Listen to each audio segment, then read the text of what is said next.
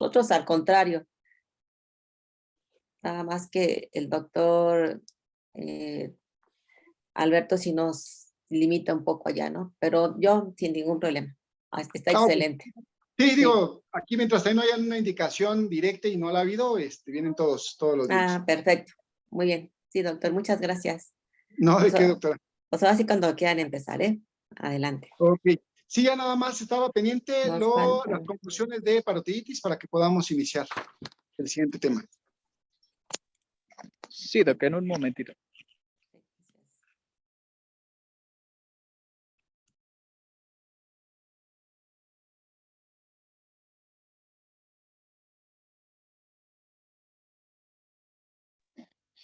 Bueno, ¿qué tal, compañeros? Como pueden recordar, pues al equipo número 13 que le correspondía el tema, o que le corresponde el tema de parotiditis, pues ya únicamente le faltaban las conclusiones.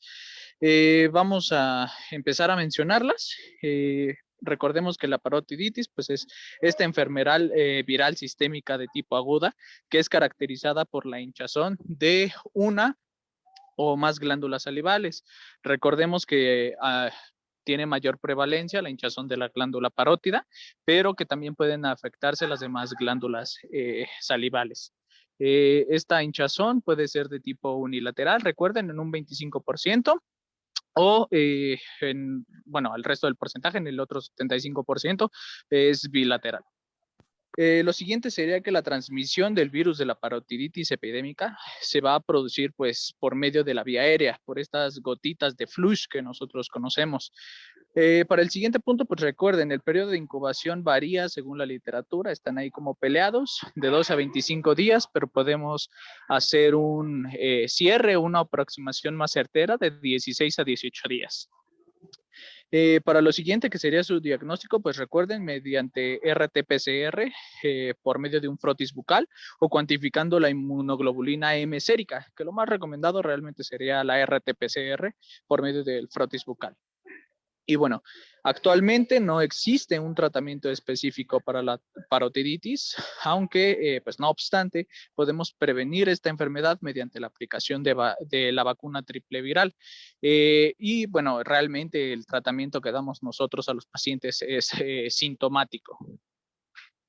Y bueno, realmente eso sería todo por parte del equipo 3 de parotiditis. Si no hay alguna objeción, que creo que no, todo quedó bien zanjado la clase pasada, pero pues no sé, adelante. Ok, ¿alguna duda?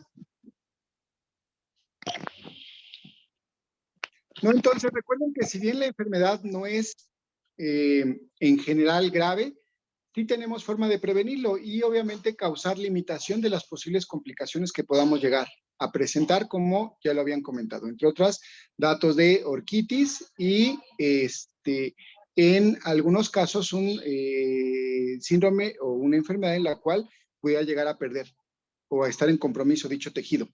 Es poco frecuente, pero repito, no deja de ser una enfermedad incómoda, dolorosa, obviamente ya sea que esté uni o bilateralmente la afección de las glándulas parótidas, y el cuadro es, mejor dicho, el diagnóstico es clínico con respecto a lo que ya se había también comentado. Prácticamente lo más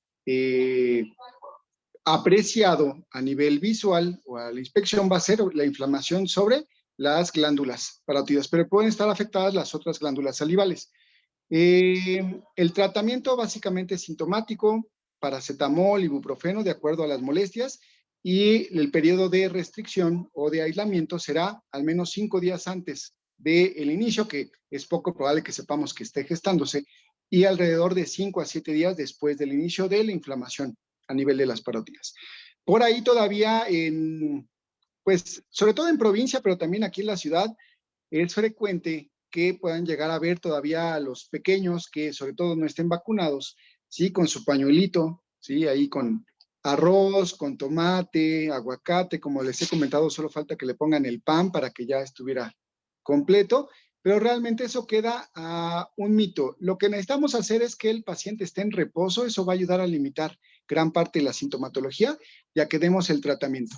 El que por cultura, el área cultural, tradición, le puedan llegar a poner su paliacate con arroz cocido, con tomate, no va a generar más que la incomodidad con el paciente, pero tampoco es algo que forzosamente lo dañe. Entonces, se puede permitir, pero bueno, como una situación científica, una evidencia que tengamos para que eso sea efectivo, realmente no la hay.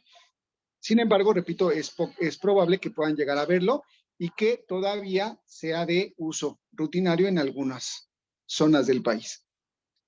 Fuera de eso, realmente se habían abarcado sus compañeros. El resto, no sé, repito, si hay alguna duda.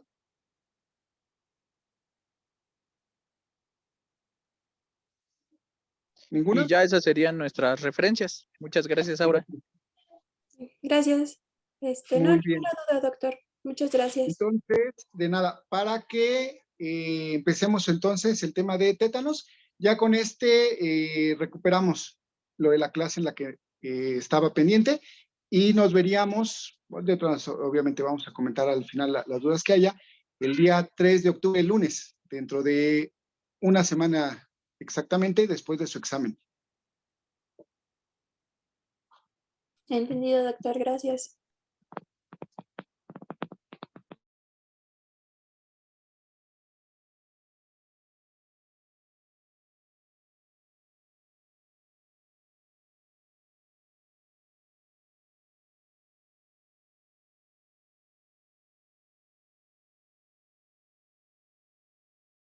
Buenas tardes, compañeros. Nosotros somos el equipo 4 y mi equipo está conformado por Cubas López María Fernanda, Granado Centeno Daniela Marisol, Miranda Celis Rubí Margarita y su servidora París Ortega Adriana. Le expondremos el tema de tétanos.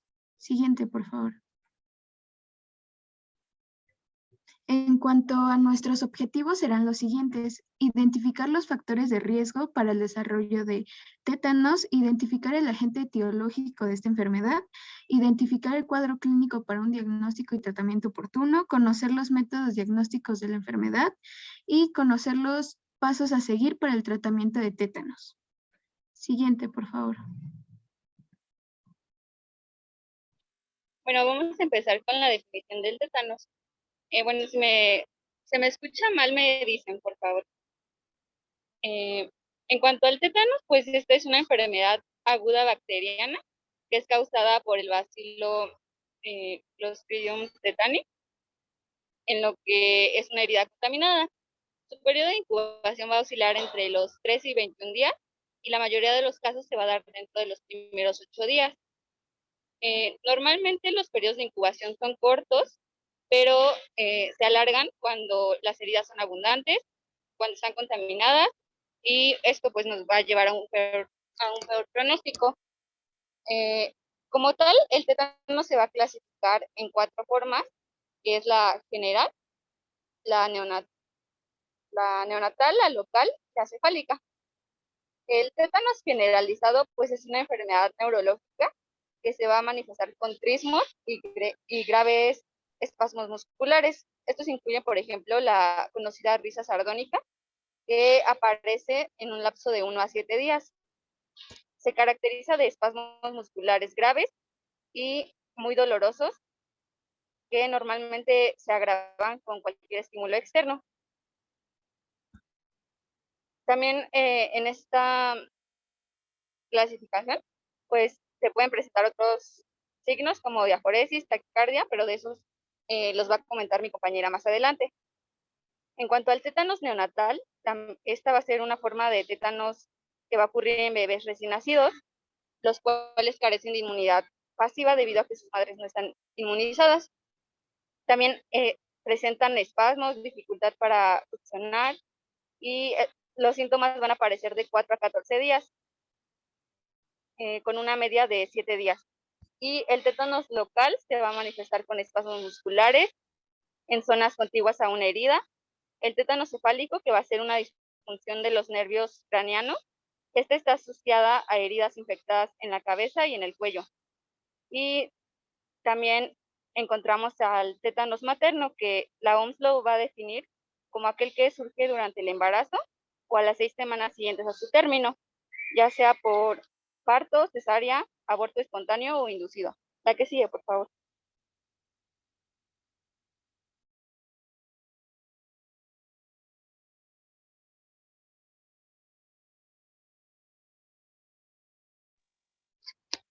Bueno, ahora vamos a empezar con lo que es epidemiología. Vamos a tener que el tétanos es una enfermedad de distribución mundial. Va a ser infrecuente en la actualidad en aquellos países desarrollados en los que se cuenten con programas de vacunación bien implementados.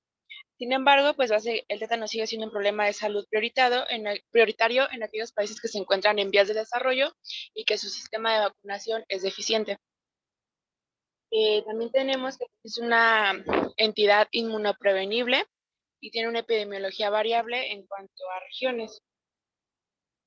El tétano se va a presentar principalmente en los hombres en una razón 3:1 y con mayor predominancia en personas mayores a 60 años de edad.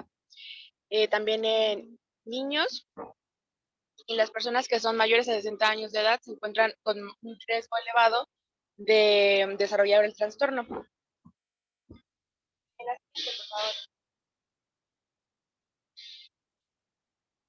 En México vamos a tener que el tétano, su mortalidad oscila entre el 15 al 60% en lo que son adultos no tratados y en un 80 a 90% en aquellos pacientes recién nacidos. Para el año 2015 tenía que fallecieron de tétanos neonatal alrededor de 34,000 pacientes. En promedio en México se han presentado 26 casos anuales al año del tétanos desde el 2015 al 2020. En total se tiene 160 casos reportados. Neonatal son 2 casos en 2016, un caso en 2019 y otro en el 2020. La siguiente, por favor. Bueno, y aquí tenemos un cuadro donde ver la semana epidemiológica 53 del año 2020, donde el tétanos nos dice que se reportaron en todos los estados un acúmulo de 34 casos en lo que es el 2019. La siguiente, por favor. Bueno, ahora en cuanto a su etiología, vamos a tener que el tétanos va a ser una enfermedad que pues va a ser producida por la exotoxina que va a elaborar el bacilo tetánico o el bacilo Clostridium tetánico. Este va a ser un bacilo de tipo anaerobio, tan positivo, y va a formar esporas. También este bacilo puede ser conocido como Nicolayer. También es un bacilo largo, fino, móvil, anaerobio, etc. Y en los cultivos, como les comentaba, desarrolla esporas esféricas. También va a adoptar una morfología que va a ser característica y se denomina empalillos de tambor. Estas esporas que desarrolla el bacilo van a ser muy resistentes. La siguiente, por favor. Bueno, vamos a tener que la bacteria del tétanos la vamos a encontrar en lo que son tierras cultivos, y también resistentes humanas. Vamos a tener que estas esporas o bacterias van a entrar al organismo a través de abrasiones o heridas en lo que son adultos y en los recién nacidos va a ser a través del lecho fecal. Una vez que estas esporas se encuentran en el ambiente adecuado, pues estas bacterias se multiplican y van a empezar a liberar la tetánica. Y esta va a ser la que de manera a explicar más adelante. Bueno, la dosis humana letal de esta toxina son de 2.5 nanogramos por kilo. La siguiente, por favor. Perdón, tantito que te interrumpa. ¿Todo la están escuchando bien? ¿Sí se entendió todo? Se escucha como un Sí, poco doctor. bajo, pero sí se escucha bien. Ah, ok. Sí, pero sí Porque se escucha si bien. tienen algún problema, bueno, tendremos que pedirle de favor a su compañera que lo repita, pero si quedó bien comprendido, no hay ningún problema. Es parte de, pues, justamente lo que nos puede dar la red, a veces la alternancia de la señal, que se puede escuchar mal, pero si alguien tiene dudas, por favor que lo comente. Adelante. La siguiente, por favor. Bueno, entonces como factores de riesgo vamos a tener aquellos pacientes que están consumidores de drogas inyectadas, especialmente aquellos que lo hagan por vía subcutánea, personas mayores de 65 años, pacientes con diabetes mellitus, aquellos que nunca se han vacunado, aquellos pacientes que también no se han administrado un refuerzo de la vacuna en los últimos 10 años, y aquellos pacientes que sean inmigrantes de países con programas pobres de inmunización, lo que les comentaba anteriormente en la epidemiología. La siguiente, por favor.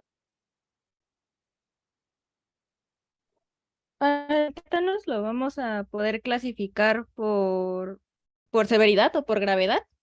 Esta va a ser por la clasificación de Ablett, que va a estar dividida en 4 grupos. Primero va a ser el grado 1 o grado leve, que aquí no vamos a presentar ningún tipo de dificultad respiratoria, no va a haber espasmos y va a ser un trismo leve a moderado. En el segundo grado vamos a tener una rigidez marcada, espasmos leves a moderados, y aquí vamos a empezar con la presencia de taquipnea, además de la disfagia. En el severo, el trismo va a ir en aumento conforme vayamos subiendo de grado. Los espasmos van a ser reflejos prolongados, una taquipnea que sea mayor a 40. Va a haber episodios de apnea, una disfagia severa y una taquicardia que va a ser mayor a 120. Y en el caso del grado 4 va a ser el grado 3 con variaciones autonómicas violentas, además de hipertensión y taquicardia severas.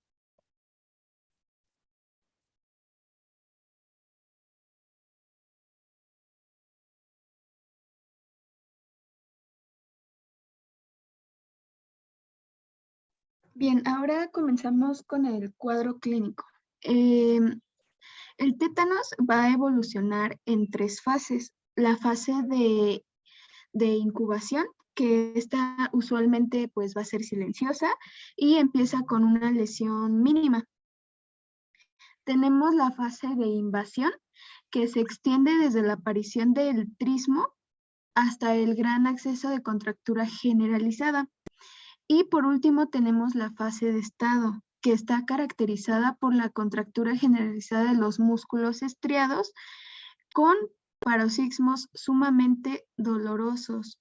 Estos van a producir algunas complicaciones que igual les voy a mencionar más adelante. Siguiente, por favor. Sí me escuchan, ¿verdad? Sí. Sí, compañero. Ok. Siguiente, por favor. Entonces, vamos a abundar más estas fases. Entonces, tenemos que la fase de incubación pues corresponde ya al tiempo transcurrido entre la herida y el primer síntoma. Este va a durar entre 2 a 21 días, mediada de 7 días, y puede exceder un mes. Se dice, esta fase tiene una trascendencia particular. Se dice que los periodos más cortos se relacionan con peores pronósticos. Siguiente.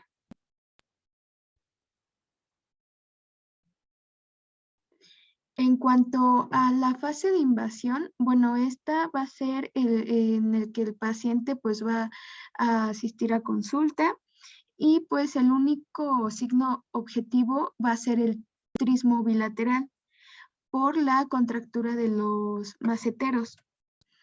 Esta, en raras ocasiones, el motivo de consulta va a ser una dificultad para abrir la boca. La mayoría de las veces, pues el paciente va a consultar por un dolor de garganta, dificultades para hablar, masticar o deglutir. Esta fase se dice que dura algunas horas a 2 días. El trismo se va a caracterizar por ser bilateral y simétrico. Va a ser muy doloroso, con un fondo permanente de episodios de contracturas paroxísticas, espontáneas o provocadas por estímulos nociceptivos.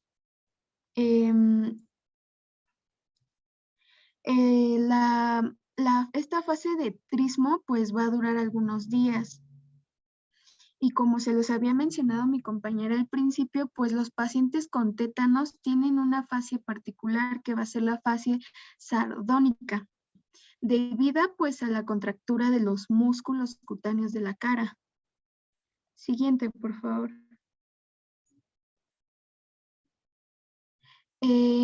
Por último, tenemos la fase de estado, que bueno, las contracturas se generalizan en horas o días, en un promedio de 2 días.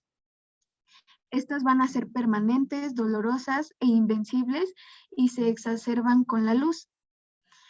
Se dice que los músculos paravertebrales producen una actitud característica en opistótonos. Igual tenemos que las contracturas pues pueden acompañarse de paroxismos y pues estos paroxismos pues representan un riesgo permanente de trastornos de ventilación, apneas o laringoespasmos. En esta, pues la mayoría de los casos, el paciente va a presentarse apirético y pues consciente.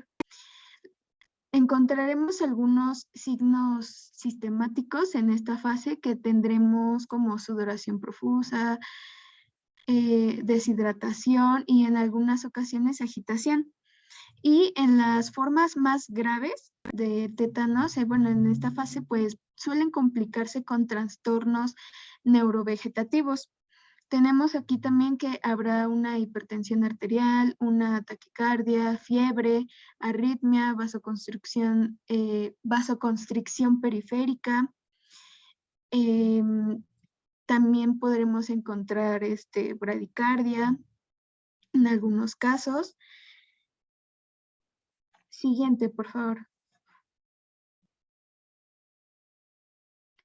También tendremos que las manifestaciones clínicas se pueden dividir en localizado, generalizado y encefálico. Aproximadamente se dice que el 81% de los casos de tétanos van a ser generalizado, mientras que el 17% van a ser localizados y solamente el 2% van a ser cefálicos. En cuanto al tétanos localizado, pues la manifestación característica va a ser la rigidez persistente, firme y dolorosa del grupo muscular próximo a la puerta de entrada.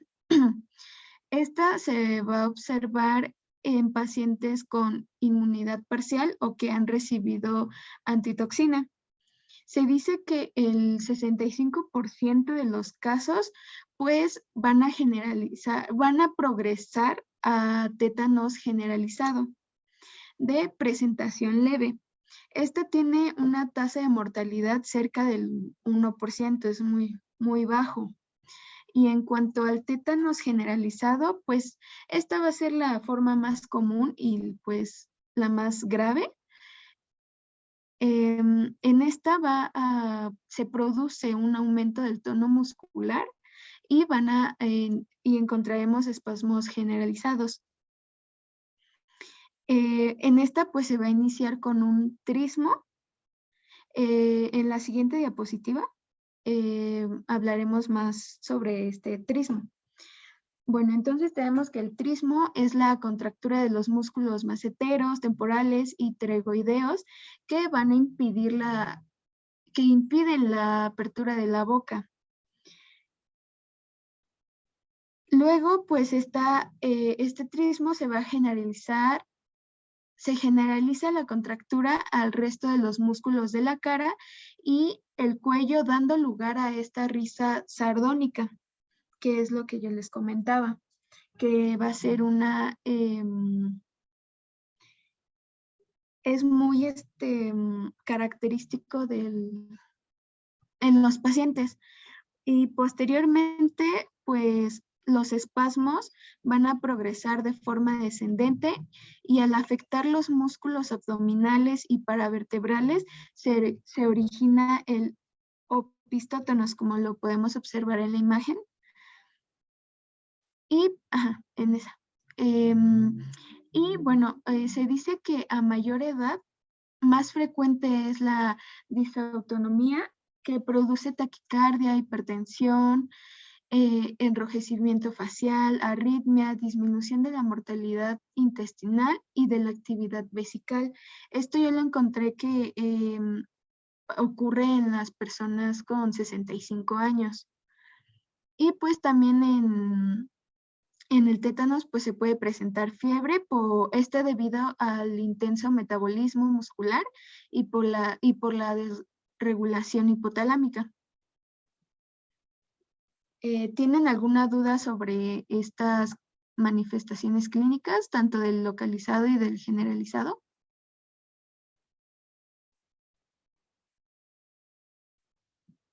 Bueno, entonces seguimos con el cefálico.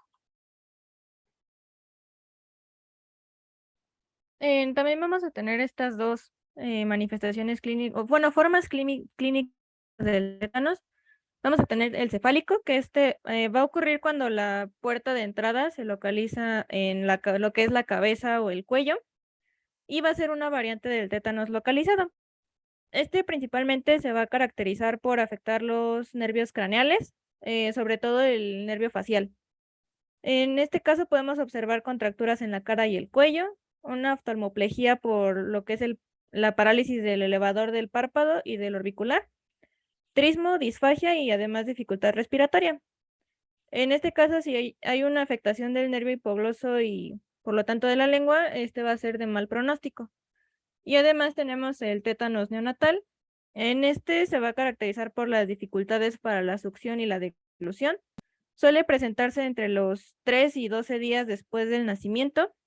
Y después de estas dificultades de succión y deglución, se va a presentar el llanto excesivo, una hipertonía, espasmos al contacto, trismo y opistótonos.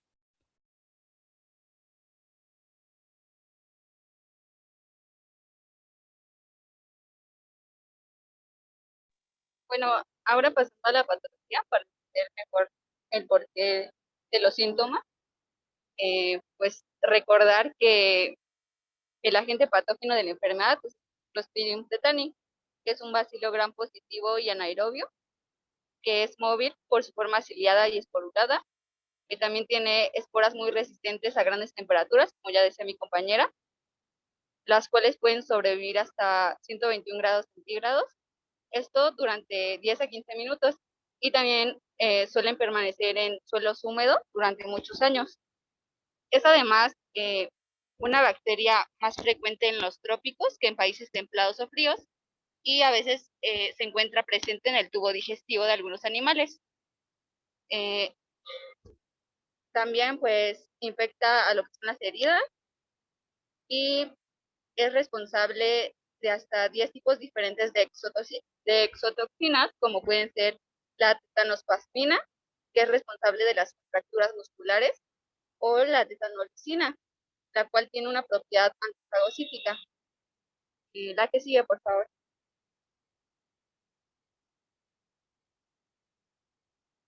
Bueno, ya pasando propiamente a la patología, primero tenemos que el Clostridium tetani va a penetrar en el organismo cuando se produce una lesión.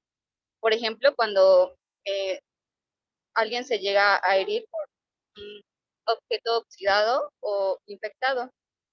Cuando ya se reúnen las condiciones anaerobias para el desarrollo, va a comenzar la generación de esporas, y entonces la bacteria se va a empezar a multiplicar y va a producir la neurotoxina, que es la tetanospasmina.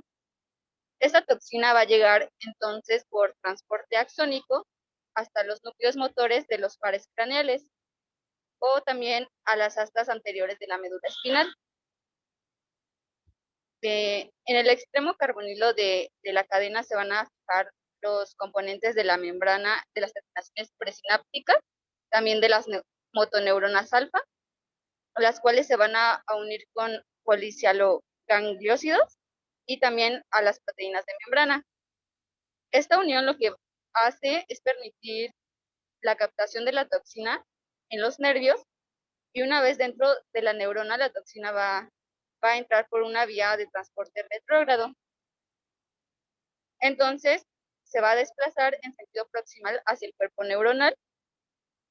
Actualmente, pues se sabe que la toxina tetánica tiene varias formas dependientes de pH y por lo tanto puede infectar en diversos receptores. Ya en su paso en la periferia del sistema nervioso, la toxina tetánica va a acceder a los sistemas de tránsito neuronal y va a evadir su degradación.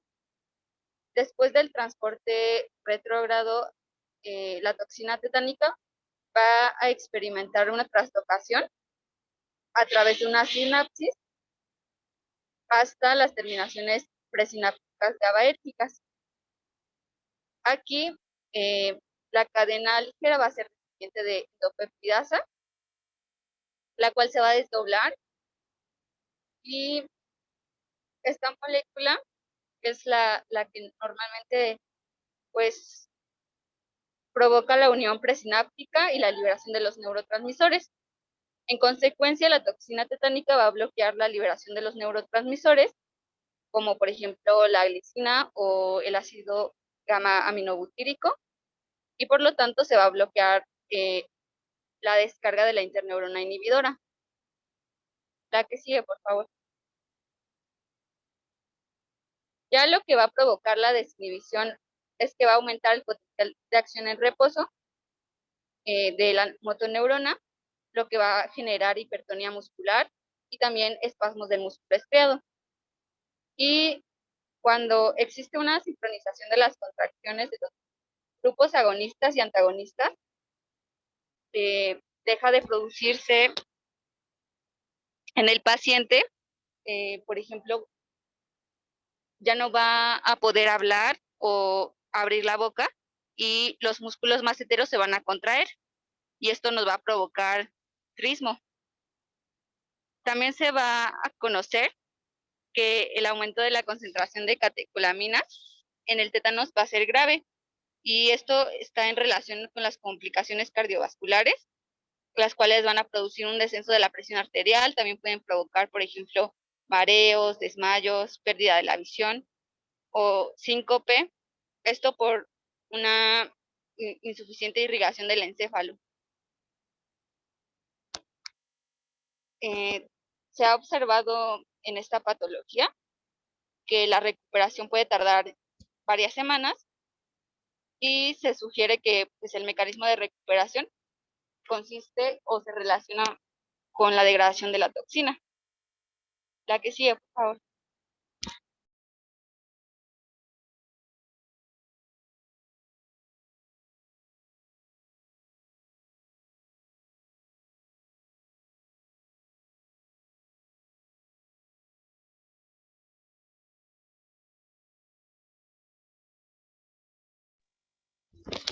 Ahora vamos a ir con el diagnóstico.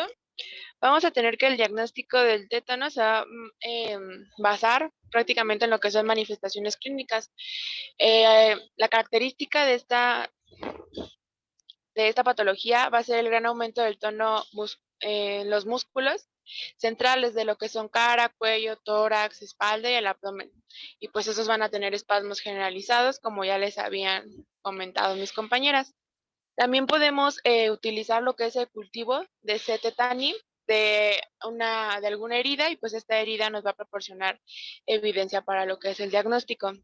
También podemos medir lo que son concentraciones de inmunoglobulina G antitetánica en el suero, esto antes de lo que es la administración de la antitoxina o la inmunoglobulina. Aquí vamos a tener que concentraciones séricas menores a 0.1 unidades internacionales sobre mililitro van a ser protectoras. También recientemente se dice que se puede utilizar la PCR para lo que es la detección de la toxina tetánica. Y bueno, el diagnóstico va a ser muy poco probable en aquellos pacientes que se encuentren con inmunización adecuada y, como ya les había comentado, que tengan una colocación de refuerzo no mayor a 10 años. La siguiente, por favor.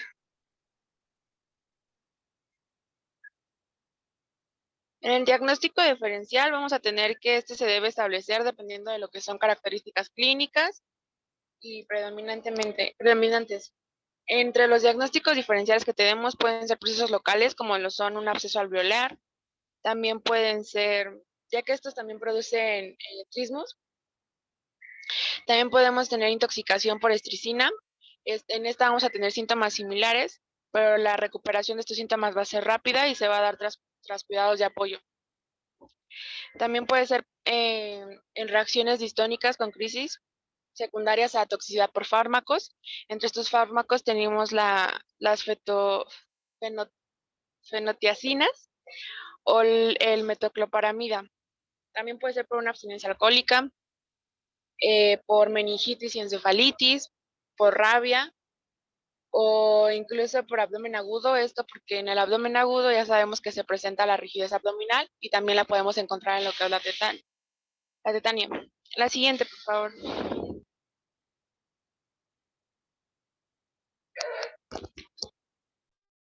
Para el tratamiento del tétanos vamos a tener 4 objetivos principales. El primero va a ser eliminar el foco de origen de la toxina. Como segundo, neutralizar la toxina. En tercero, impedir los espasmos musculares. Y por último, utilizar medidas de sostén para una completa recuperación. Primero, para eliminar el foco de origen de la toxina, las heridas deben revisarse, deben limpiarse minuciosamente y también desbridar por completo. Pueden implicar a veces un problema en los que son adictos a las drogas por vía parenteral, puesto que llegan a tener múltiples sitios posiblemente infectados. Aquí un ejemplo de una herida por tétanos. Para neutralizar la toxina fijada se van a utilizar, bueno, es la no fijada, una disculpa. Se va a utilizar el antimicrobianos. Está el metronidazol en dosis de 30 miligramos kilo día, repartidos en 4 dosis de 7 a 10 días, o también está la penicilina cristalina, que son 100.000 unidades kilogramo día, divididas cada 4 a 6 horas por 10 a 14 días. También se puede administrar la antitoxina para neutralizar la toxina circulante y la que no está fijada en la herida. Este va a reducir considerablemente la mortalidad, aunque no tiene efecto sobre la toxina, la que ya está fijada al tejido nervioso. Se va a administrar de 500 a 6.000 unidades de manera intramuscular, y el preparado de elección va a ser la inmunoglobulina humana antitetánica, que esta también se debe de administrar tan pronto sea posible. Para impedir los espasmos musculares vamos a tener una combinación de medicamentos entre sedantes, analgésicos, relajantes y otros fármacos con acción cardiovascular. En sedantes tenemos al midazolam, por ejemplo, con dosis de 0.1 a 0.3 miligramos kilogramo hora. O también se puede utilizar el diazepam en dosis de 5 a 15 miligramos por hora en infusión continua. Vamos a tener también los analgésicos y como relajante muscular encontré el baclofeno, que va a ser un agonista del receptor GABA beta. Va a ser un relajante muscular que puede ser administrado vía intratecal. La vía intratecal es la administración del fármaco directamente en el espacio subaracnoideo para evitar lo que es la barrera hematoencefálica. Aquí, por ejemplo, en esta sería como la bomba del relajante que va conectada aquí directamente. En este caso va a ser de 300 a 500 microgramos y sostenida de manera continua por infusión. Y para dar un total de 500 a 1000 microgramos por día junto a la ventilación mecánica, ya que este puede acompañarse de apnea. Entonces este va a estar recomendado sobre todo en uso en lo que es la UCI, en la unidad de cuidados intensivos. Y también se pueden utilizar barbitúricos de 100 a 150 miligramos cada 1 a 4 horas en adultos y de 6 a 10 miligramos kilo en niños. Y como medidas de sostén tenemos también la intubación precoz cuando hay un peligro de espasmo laríngeo. La traqueostomía también es muy útil, sobre todo en los pacientes que no van a estar sometidos a la ventilación mecánica. Los pacientes que presenten disfagia se van a tener que alimentar a través de una sonda nasogástrica. Normalmente colocan al paciente en un lugar oscuro, tranquilo y aislado. Se debe de planear las formas de cuidados, todas las maniobras terapéuticas para evitar desencadenar algún espasmo muscular. También se debe tener una vigilancia estricta tanto de pulso, temperatura, respiración, el número de paroxismos, y también hay que tener un control hidroelectrolítico y calórico, una nutrición adecuada y los cuidados de la piel para también prevenir infecciones.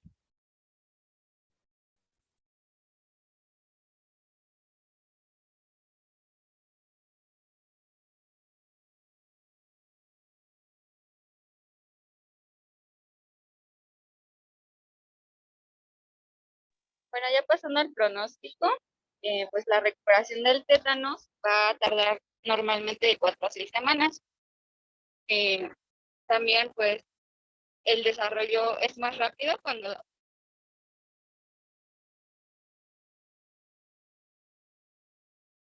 Te cerró tu mic. Sí, no se escucha.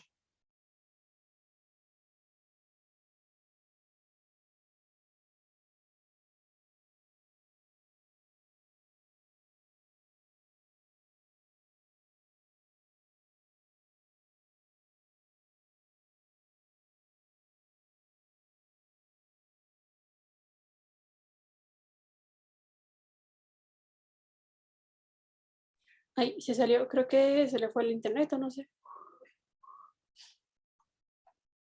Sí, en un momento se conecta mi compañera, es que la sacó el Zoom. Ah, ok. Ok.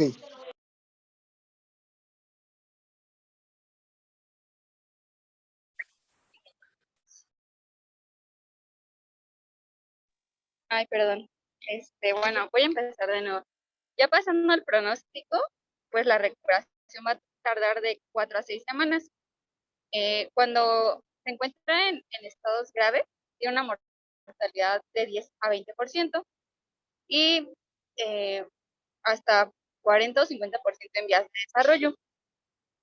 El tétanos neonatal va a tener una mortalidad de 50% en las 2 primeras semanas de vida y la tasa de mortalidad va a ser más alta en niños y en personas de edad avanzada. En neonatos, por ejemplo, se van a tener factores de mal pronóstico en casos de parto prematuro, bajo peso al nacer, periodo de incubación menor a 6 días, presencia de fiebre o retrasos en las hospitalizaciones. También en niños y en recién nacidos se han encontrado que tienen más peligro de desarrollar secuelas neurológicas y pues también en neonatos tienen mayor riesgo de padecer trastornos del aprendizaje, también problemas de conducta, parálisis cerebral e hipoacusia. En adultos, los factores de mal pronóstico van a ser, por ejemplo, la edad mayor a 70 años, un periodo de incubación menor a 7 días, un periodo corto entre el primer síntoma y la hospitalización, y un sitio de entrada puerperal, intravenoso, postquirúrgico o por sitio de entrada de una quemadura. Otros van a ser, por ejemplo, la frecuencia cardíaca mayor a 140 latidos por minuto, una presión arterial sistólica mayor a 140 milímetros de mercurio o una temperatura mayor a 38.5 grados. También las heridas que son en la cabeza o en la cara tienen un mayor peligro de desarrollar complicaciones. Y también cuando una persona sobrevive a la fase aguda de la enfermedad, pues normalmente el pronóstico es bueno y la recuperación es completa. En algunos tipos de tétanos se tiene más gravedad. Por ejemplo, el que sigue después de una inyección intramuscular. La por favor.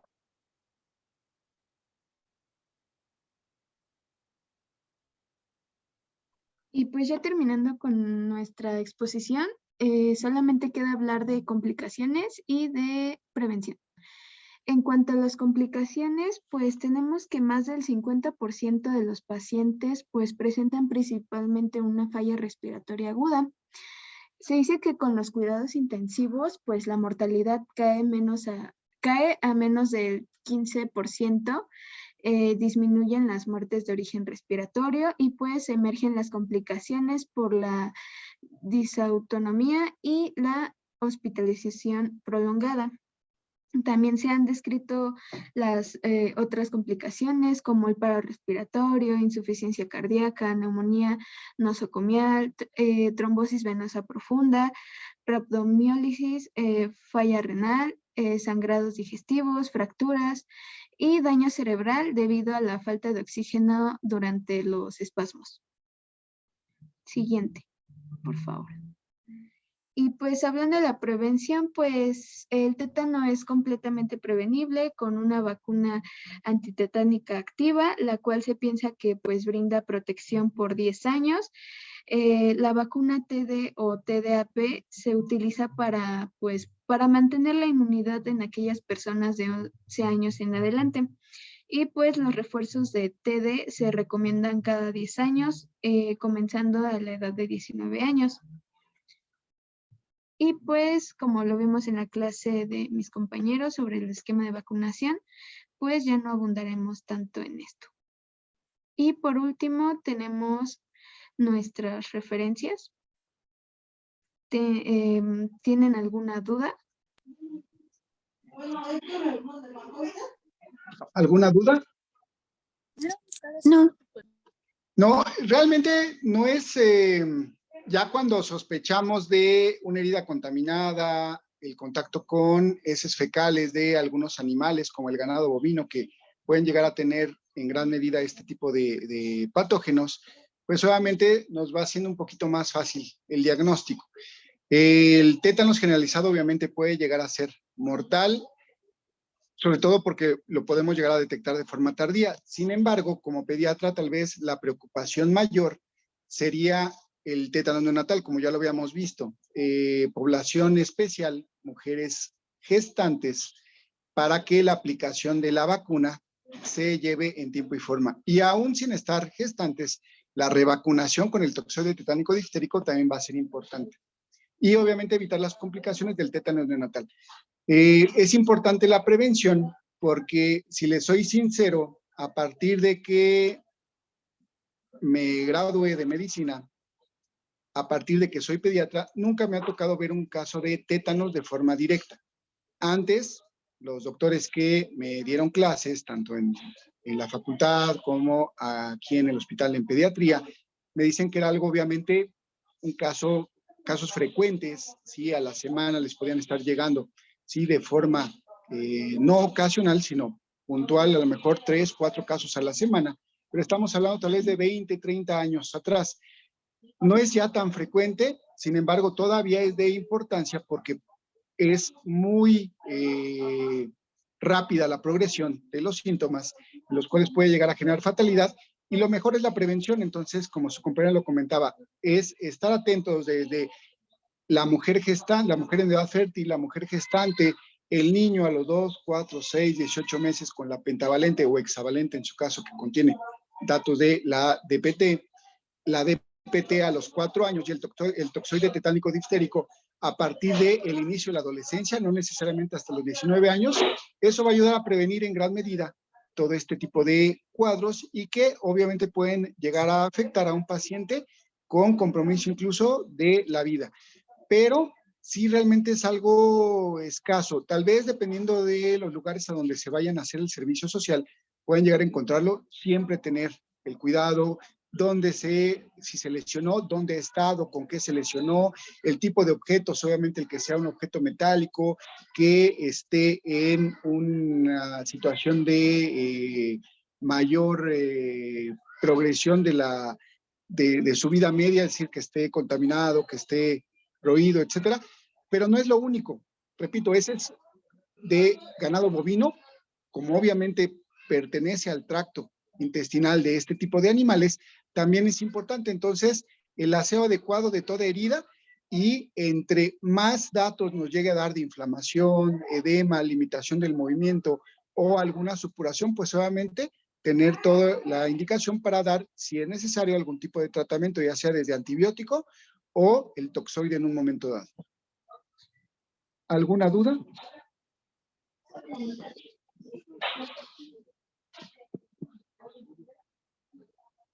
¿Seguros? Creo que no, doctor. Sí, Muy doctor, bien. seguros. Ok, entonces, pues no les deseo suerte, sino éxito. Estudien mucho, que les vaya bien en su examen y nos vemos el día lunes 3. Gracias, doctor. Gracias, Doc. Gracias. Gracias. Nada más Gracias, una pregunta antes de que nos retiremos. El equipo 5 no se presentó, ¿verdad? El equipo Aquí estamos, doctora. Sí, doctora, aquí estamos. 5, Karen, Andrea, Sí, aquí estoy. Máximo, Emilio. Presente. Ok, y Tláhuac, ok. Pensé que a lo mejor estaban en la terapia. Presente. Están en terapia, ¿no? Sí. Ok, entonces sí, dale. Muy bien. Dale, doctor, nada más, muchas gracias. María. No, no, que esté bien, doctor. Hasta luego. Bye.